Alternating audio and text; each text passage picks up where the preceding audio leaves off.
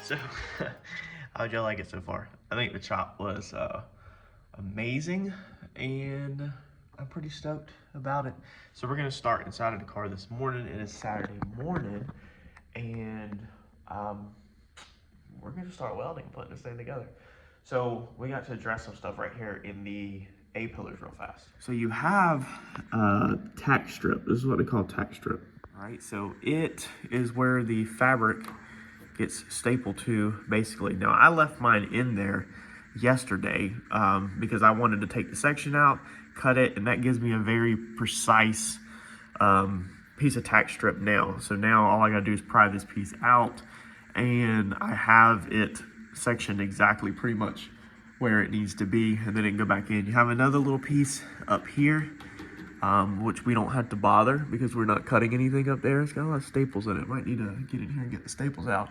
And then we have the one over here that you can see even better because the cloth, the fabric come right off of it. So I want to get that out so we can weld all the way around it, and then we will put it back in later, or we might even remake this piece, honestly, out of something better. I don't know. I have to talk to Troy, my upholstery guy y'all seen on the channel a couple of videos back, and see if we reuse this or do we just remake it. All right, so these things broke whenever it's coming out. It's almost like tar paper, like multiple layers of tar paper. It's actually kind of crazy.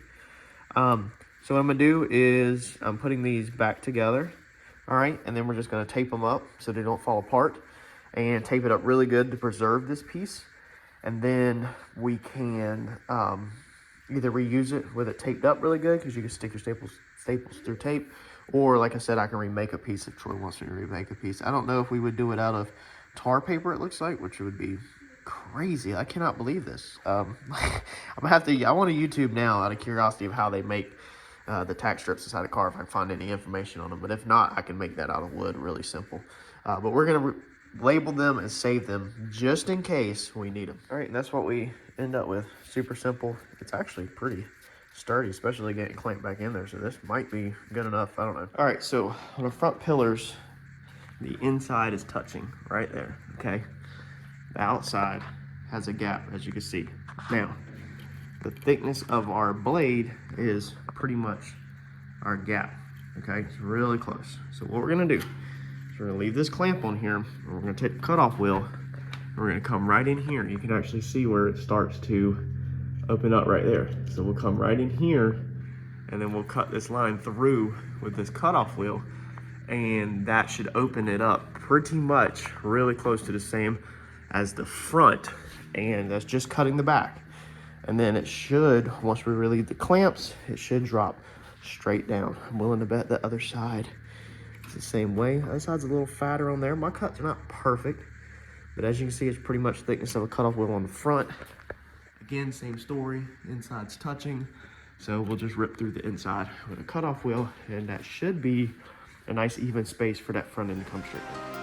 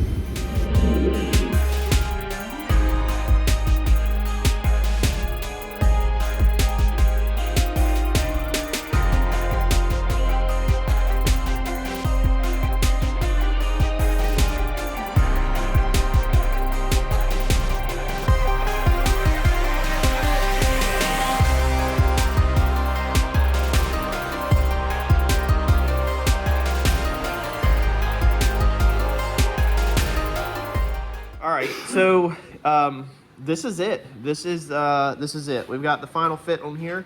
I'm gonna start MIGging this in. I'm not gonna worry about TIG on this small of area. We've got to fit this in. I'm gonna work on this while Mike's working on the B pillars.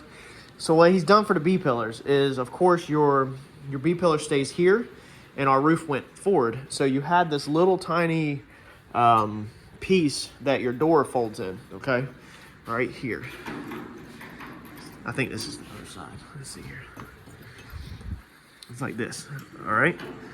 So that was in there. Your door right here, my thumb's at, folds into that. So this has to move because now the door location is moving. It's no longer right here. See? So he's coming here, and from the bottom side, I took the spot welds out, cut this little piece out, because we're gonna have to take this back. We're gonna have to move this back and put this where it falls on the B pillar, and then we'll have to build a little patch for right here, easy enough. So I'm gonna go ahead and start MIGging that up while he starts working on this B pillar. He's got to find the measurements for the top of the window, just like we did everything else where we want to cut it. That's what we found here, is the center where it's about the same. We went ahead and clecoed the back end so that that stays put, and we've cut this drip rail out because the drip rail's going all the way off. Like I said, we've ripped the drip rail off of here just to get it out of our way. Once we take care of the B pillar and the roof is attached to the car, then that's when we'll mark a cut here, and then we'll start sliding this whole thing forward. We'll get this roof back overlapped, and we'll start sliding it forward, and that's when the back will start coming together. So I'm gonna throw y'all back on time lapse. Sit tight, enjoy, and we're gonna burn some stuff in.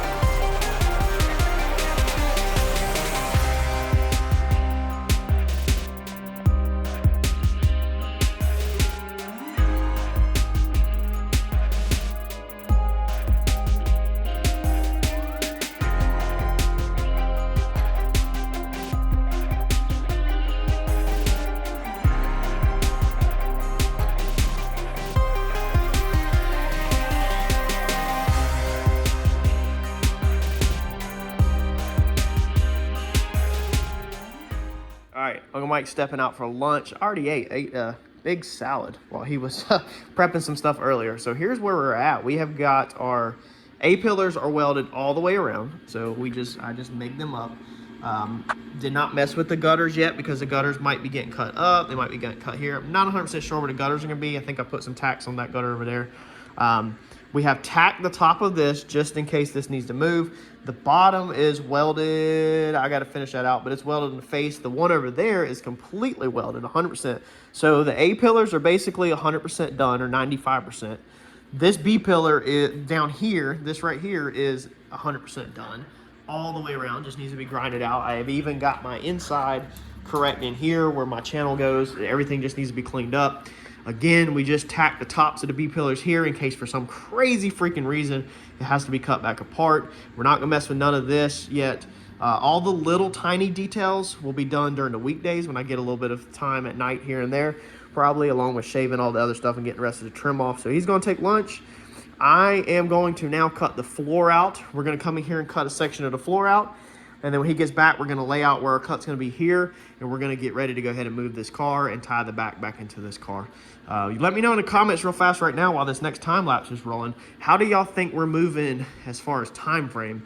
I've never chopped the top. Mike's been around for a long time, and he said that we're rolling really fast. I feel like we're rolling real fast. I feel like we're rolling faster than I ever expected this car to roll, honestly, because by the end of this weekend, technically this whole car should be back together, and I just need to do finish welding and finish shaving and stuff and grinding and stuff throughout the week. Now, of course, we still have all the interior, the window garnishes, I know that, the window trims, everything we're putting back on, I know we still have all that, but I'm talking about the main structure of the car.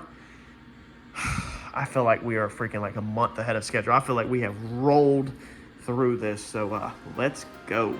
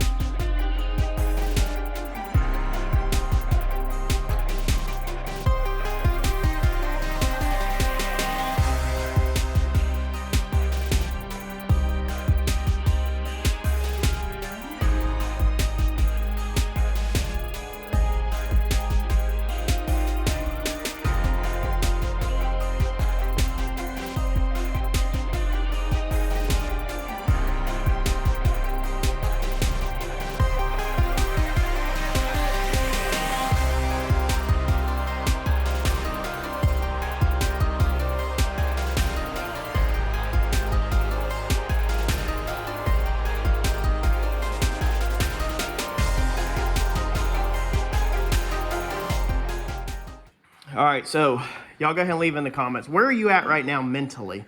Where are they at mentally, Mike? They just watching you cut this car up. Did y'all think that this was a route we're taking? We told you we were shortening the wheelbase and everything, but I don't know if everybody wrapped their mind around it 100%. A four-door limo, right? A four-door limo. That is actually how you make a limo. I didn't think about that. They literally just cut limos. They just cut the car in half and stretch them.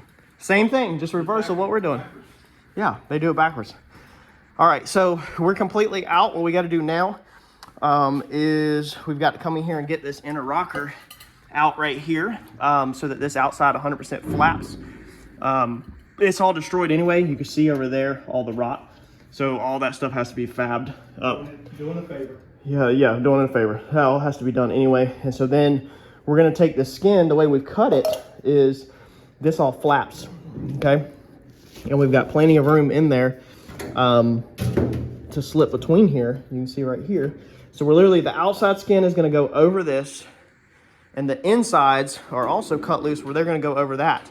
So they're going to go inside of a pocket and they're just going to slide. And then we're just going to slide the car forward until we get our roof line to line up, Cleco it back together, get all this right, Cleco it, and then start doing our cuts, welding it back together. Simple as that. If you're asking about the rear windows and the regulators to avoid the hundreds of comments, we are urethaning in the rear windows, so we're going solid windows. I'm not worried about up and down windows. It could be added later if you wanted to, but I'm not interested in that. They would never be rolled down anyway, so we're just gonna not mess with the regulators on that and urethane them in. Let me know in the comments right now what you think on this.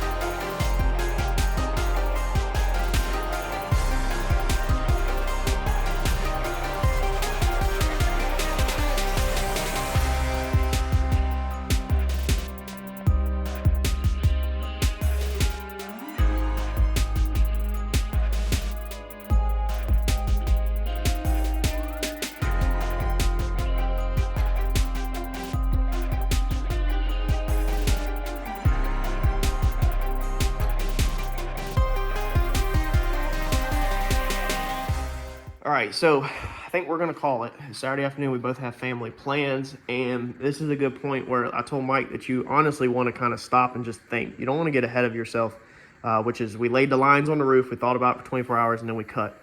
We knew what we were gonna kind of do, but these lines were fresh. We just did all this today.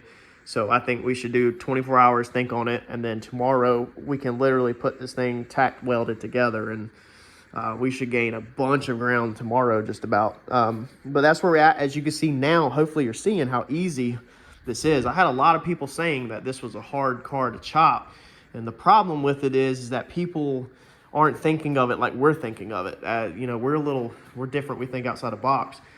Too many people, for some reason, I don't know why, too many people are obsessed with their wheelbase, and they don't touch the bottom of the car, and they focus all this time up here. In my opinion, you're faster to cut through your floor, cut through your quarter panels, scoot your cars forward to do your chop. You know, you lose a little bit of floor space if you have it in the rear, but I feel like that's faster. Cut your frame, section your frame, and you would be just way faster overall, is my opinion. But to each their own. But us doing it this way, we have the factory roof line. So you can see this curve right here. We have the factory crown. We're not messing with the crown like this. We're not messing with the crown like this. We're not messing with this. We're not messing with anything. No English wheels, no nothing, man. This window right here, we still got all the garnishing and the light on it, but you can see that our garnish molding is behind the packaging tray cut. So what we need to do tomorrow is we're gonna rough cut this roof out to gain us some clearance, basically come up, hook the garnish molding to the packaging tray, and then where that falls in at, then we'll scribe and basically cut. That way we're not chopping this back window. I didn't want this window to get chopped because this car's already big, so I kind of wanted to keep some real estate on the back window. And then we'll have to, you know, trace around the window and put it back in. But that allows us where we don't have to mess with your packaging tray. It don't have to be touched. We don't have to do the rear window garnish. We don't have to cut the glass on the rear window, even though we are going to change the glass. You don't have no body work hardly at all. I mean, you're basically going to body work this whole area of the car, but it's just going to be blocking. Like, it's not all these excessive cuts through here, crazy cuts. Most people, by the time they chop the rear, what I'm seeing is they end up way up here. Don't you say, Mike? They end up way up here. Yeah, and then they're worried about all this crap, and then sometimes it still don't look right. We only lost 4.5 inches on the wheelbase. Yeah, true. Yeah, because you can look right here. So here's our cut, and then there's our other cut. So that's how much we lost. That's literally the thickness of your fist, just about. A little bit more than your fist. Actually, there's the overlap right there. That's what we lost.